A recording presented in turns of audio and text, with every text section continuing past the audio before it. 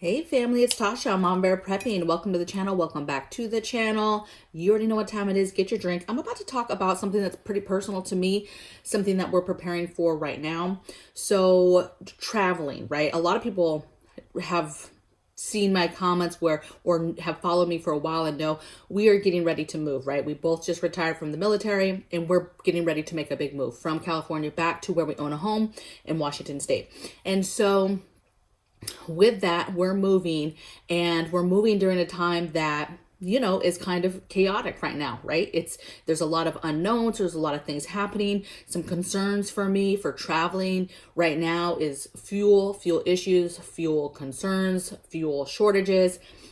Crime is super high right now, so trying to stay safe with that.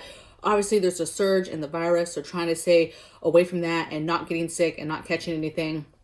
And then let's see what else. Oh, mandates, anything that could happen while we're traveling that would hinder us in some way while we're traveling, right? Any kind of mandates that have to do with we are driving. So any kind of mandates that have to do with federal roads, interstates, that type of thing, traveling across borders. Those are the things that I'm paying attention to. So it becomes a, dark winter situation in regards to, am I prepared? How do you travel safely through, a time of a pandemic, virus times, and then also high crime with people becoming desperate and going after soft targets. Okay. And so I'm going to talk you through that. And I'm really just so we've traveled a lot over the last several months, right? If you've been watching me for a while, my husband had cancer recently. He had it removed. He is great. For those of you that are going to wonder now, since I mentioned that, he is doing fantastic, recovering greatly, great. So we traveled a lot because of that situation, back and forth to the hospitals because it was down in a different city, right? So we have kind of gotten used to traveling, how we work as a unit, getting very tight in our protocols and different things we do to stay safe. And so what I'm going to do is I'm just going to basically walk you through what we do, some things that my family specifically does as we've already been maneuvering and traveling during the time of virus and a time of crime and staying safe and being aware of our surroundings, okay? So first thing is restrooms, right? So a lot of people would say, hey, we go to, because we're traveling mostly on interstate type highways, right? A lot of public highways. And if they have restrooms, when I was growing up traveling, right, as a younger adult, I always made it a point to, for safety reasons, to make sure that I hit public restrooms. Rest stops is what my thing was. I would do that. I would do that during the day. It's lit. There's lots of people. If something happens, and you need to scream or yell, you in and out, right? Do what you had to do. And that was it. And that was the safest option, right? Now my thing is balancing between safety, right? Still, and then also virus and staying away from people. And so we've changed our game plan over the last couple of years when we travel now.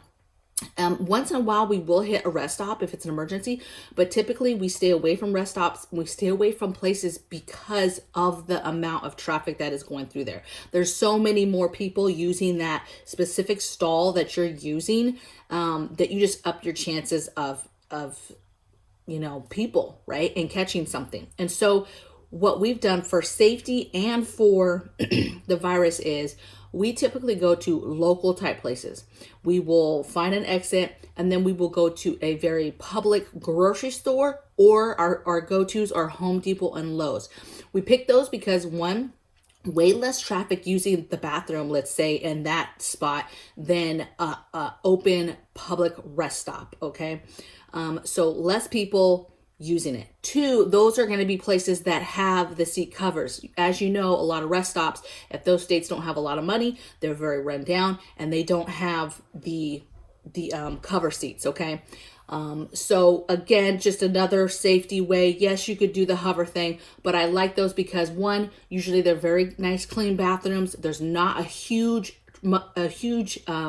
traffic, right, going through them. And then they have, there's usually, you don't have to worry about having ran out of soap there or the paper towels, or whatever, okay? So huge fans of, we stop at Home Depots, Lowe's, and we stop at grocery stores. You know, a lot of people are not using the restroom when they go to the grocery stores. Unless they just happen to be out and they're like, oh man, I should have went to the bathroom, I gotta go. There's not a whole lot of people using that bathroom except the workers, okay, that work there, okay? So that's what we do for restrooms. I wrote a bunch of notes, you guys, so let me just make sure. And then I talked about not too public spots, okay? Another thing is we limit our stops, our amount of stops, right? We try to do things all together. So when it's time to get gas or time to eat or time to go to the bathroom, we try to do those other things. So basically we try to drive until somebody has to go to the bathroom, and then we try to time stuff where, okay, we're getting our food and we're also getting gas. Sometimes this limits the amount of stuff you're touching, the amount of people you're being exposed to. And we just like to do that, is put it all together, okay? We don't touch anything that's public. So we go grocery shopping. A lot of you guys have already implemented this, right? Kind of like you clean the cart, or you don't touch the cart at all, right? Maybe put your sleeves down. You have a special sweatshirt you put on, and that's your shopping cart toucher. Whatever your game plan is, right? It's the same thing, right? If we're in the convenience store and I'm getting food, or I'm buying something at the convenient store, I'm not touching the pad where you put in your PIN for payment, right? You're either doing touchless payment where you can just put your phone up to it.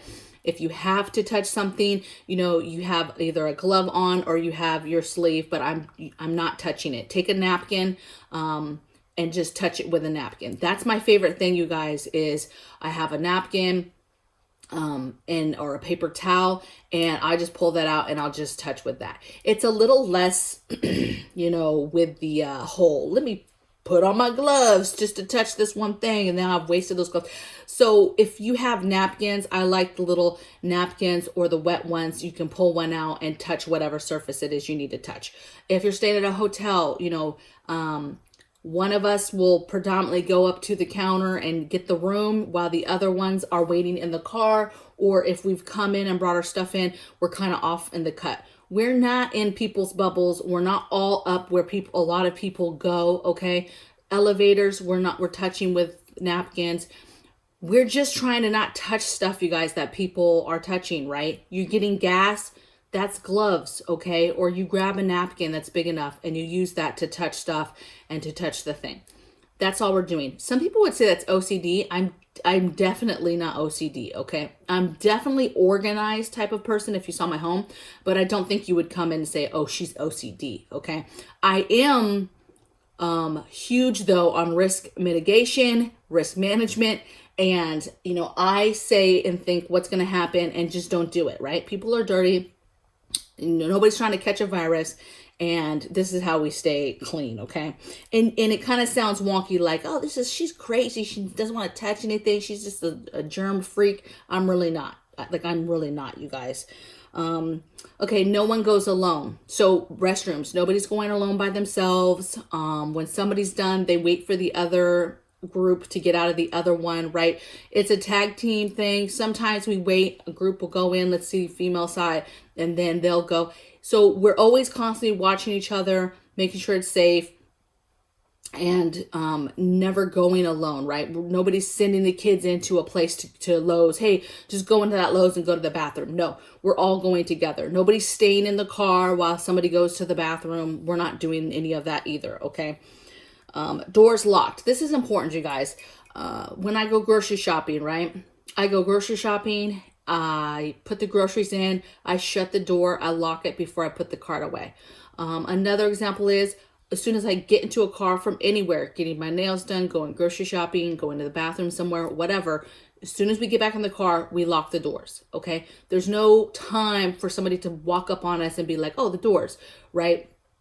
We just don't do that. I get out at the gas station, I lock the doors, and then I get gas, okay? Again, not going to be a hard target with somebody just jumping in or somebody just opening the other doors on the other side and grabbing out kids or whatever. There's a lot of evil people in the world, and not today, Satan. You're not getting ours, okay? So you've got to make yourself a hard target, and it's no different when you're traveling, you're out on the road. Gas station, we do all these same things. Even when we're all there together and you're like, oh, nobody's going to do anything, we're all together. No, okay, you can't be dependable on that. You know, homeless people walk right up to the car and start asking the kids something. Okay. So you just really have to watch what you're doing, watch your surroundings, and doors and locking doors is a huge thing. Like, again, we don't just leave things unlocked. Okay. Let's see. Okay. Gas is a big thing, right? We used to let gas kind of go down. We've never been one to really let it get down past a quarter of a tank, period. And this is over the years. But in recent years, we do not really feel comfortable letting it get past the halfway point. So even traveling, so basically, it's not an extra stop. We'll just make sure that whenever somebody's going to the restroom or we're doing something and we see it's getting down, then we'll just go ahead and utilize that stop to go ahead and top off the gas as well. That's a huge concern too, because if there's shortages or anything starts to get crazy, you don't want to be caught with less gas. All right. Okay, I'm going to talk about this one last. Next thing is we do simple things, you guys. We wash hands. We sanitize after each trip in the car. So we have a thing where we get back in the car, let's say after a rest stop, and we talk about, okay, did everybody wash their hands? Okay, and everybody just gets a squirt of sanitizer, and we keep it pushing. Next thing is, this is super important. Is actually, I'm going to skip that one. I'm going to put that one with the last one. The next one is don't stop to help anybody. We don't stop to help feed anybody, roll down a window, somebody asking for help or assistance. We don't do that. We don't pick up strangers. We don't stop somebody. I'm sorry. It could be a woman and a kid on the side of the road. We're not stopping. And that's just my personal preference. When we are traveling, we are on the road to do something, and we cannot take chances like that, especially in today's world. The crime is so high right now that it just is not smart to make certain decisions and to take certain risks. And it's unfortunate. It's very unfortunate. Okay. Because again, back in the day, you would stop if you saw a woman and a child and the hood is up. And it's sad that we're to the point today that we're not willing to take a chance to help them. Okay. If you know, hey, I'll make a phone call. Hey, there's some people stranded out here, but I'm not stopping. Okay. Okay. My last part is your car kit. So your car kit to me is super important. Your car kit is your preparedness kit, whatever you have, bag, tub, whatever you have in your car, right?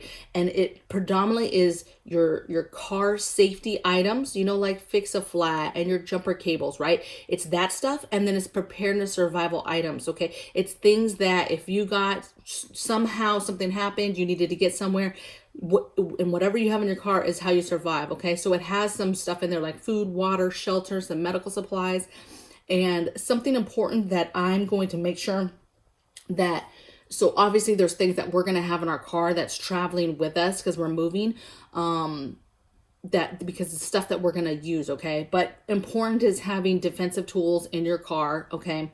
All the safety stuff, survival stuff. But one piece I wanted to talk about, since I'm talking about dark winter and traveling during virus times and during crime, is we all have our homemade kit ready, right? For, hey, the day that we catch COVID, right? And so what I would say is make sure that you have that on the road. If you're traveling at all, you should have a bag full of all those different vitamins. First, you should already have your vitamins that you're taking every day for immune boosting, but then there's those set of vitamins that you would increase significantly as soon as you're positive, you guys. And so what you want to do is, if you're traveling, make sure that you have that with you. Okay. That way, if along the trip, however long the trip is, ours is fairly short. It's only a couple days, but however long that trip is, if something happens, you are not scrambling now to try to go to Walmart or go somewhere locally to get said, vitamins. Okay. You've got those because they're not your everyday vitamins that you're taking every day. Obviously, if you're on travel, you're going somewhere, okay, I need my meds. I need my prescription meds. Maybe I need a little bit of Tylenol and some different everyday stuff in case I get a headache or something. But people don't always think about, hey, what's going on right now is serious. And what you don't want to do is get stuck somewhere and you don't have the stuff that you should start taking immediately once you're positive. Okay. And so, Make sure that you add that to your car kit. And another thing is we have P100 masks in our pandemic preps.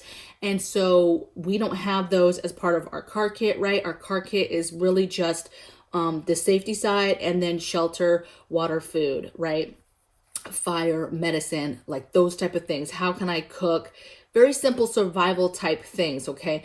And so although I had excuse me, extra masks, just regular masks. If something serious happened while we're on the road, because remember, dark winter was what? A pox outbreak. So just having the ability that you're on travel, and what you don't want to get stuck is something happens and you don't have something basic to throw on your face. That's way more protection than, you know, the little silly masks we're wearing, okay? So that's personally me. I'll be throwing into our car kit. Basically, you'll throw into your car kit anything that you think would be beneficial for that specific trip. So for us, I'm making sure we have P100 masks and our extra filters in the car with us. And I'm making sure that I have our virus kit of all our vitamin supplements that we would be taking if any of us become positive during the trip. Okay.